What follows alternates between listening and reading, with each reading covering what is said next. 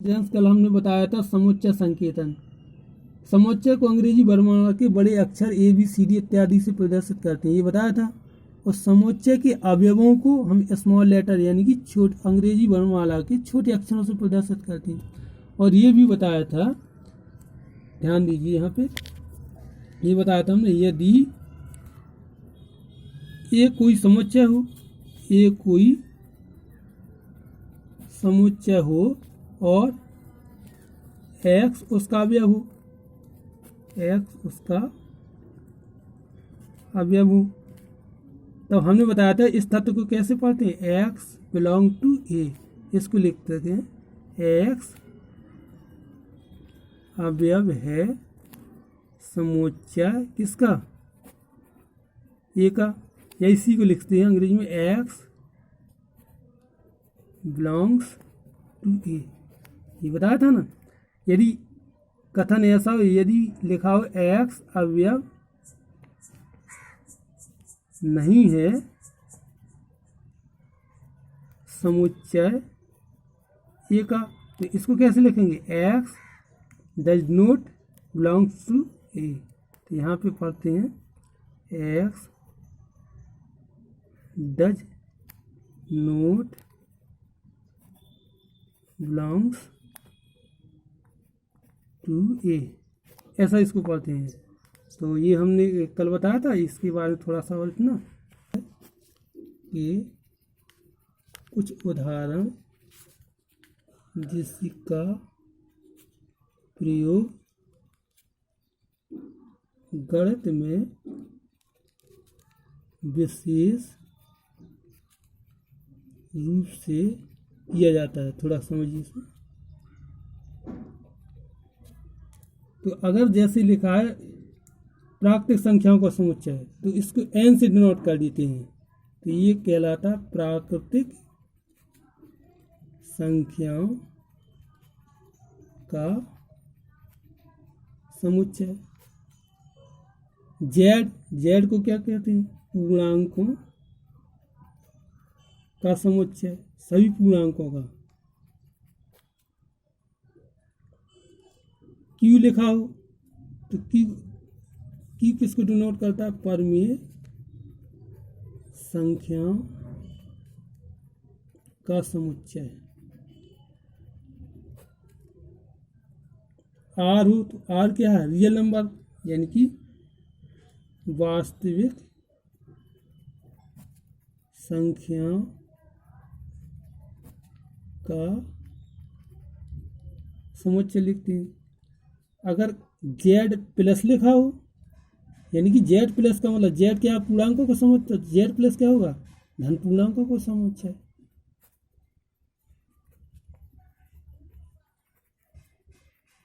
यदि z minus लिखा हो तो यहाँ क्या हो जाएगा, ऋण पूर्णांकों का समुच्चय।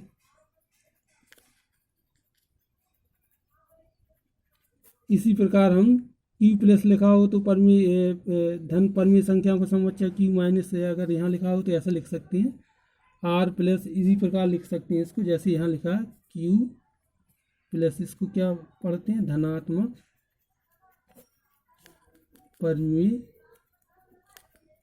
संख्याओं का समुच्चय, इस प्रकार इसको पढ़ते हैं। अब समझिए समुच्चय निरूपण।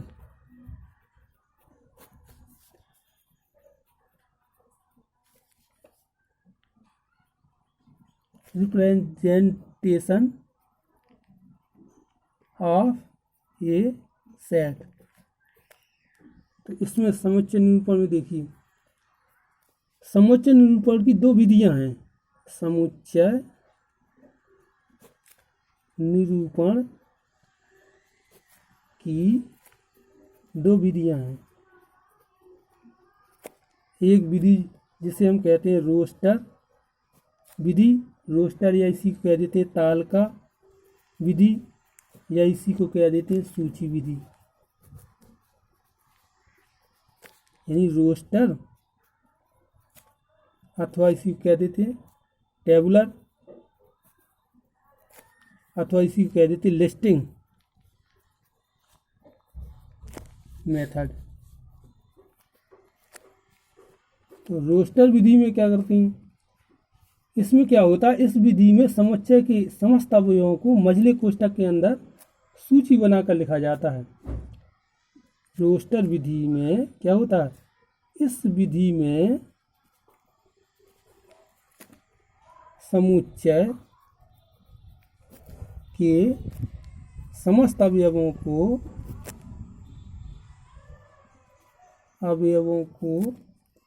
मझले कोष्ठक, मझला कोष्ठक ऐसा होता है ना, इसके अंदर अवयव लिखे जाते हैं। मझले कोष्ठक के अंदर सूची बनाकर लिखा जाता है और प्रत्येक अवयव के बीच में एक अल्प विराम चिन्ह लगाते जाते हैं।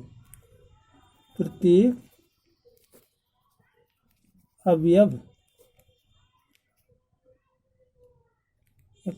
अवयवों के